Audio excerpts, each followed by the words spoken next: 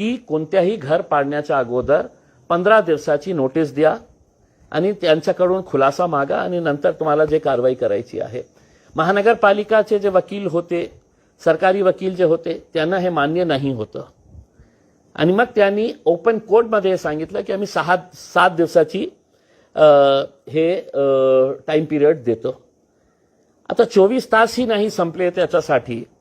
काय इतकी घाई होती की रात्री 4 वाजता पोलिसांना, सिक्युरिटी फोर्सेसना पाचारण करण्यात आलं होतं. 5:30-6 वाजता अर्ली इन द मॉर्निंग हे सगळं सुरू, हे घर पाडण्याची प्रक्रिया. काय नॅशनल सिक्युरिटी होती? काय नॅशनल थ्रेट होता की नाही आपल्याला आजच्या आज 24 तासाच्या आत हे पाडायचं आहे? मग महानगरपालिकामध्ये काही नियम आहे का नाही आहे? जेव्हा मतींच्या घरावर दुपारी 12 वाजता नोटीस लावण्यात आली की 24 तासाचा समय तुम्हाला देण्यात येत आहे, तुम्ही तुमचे पेपर्स सादर करा, तुम्ही तुमचा खुलासा द्या.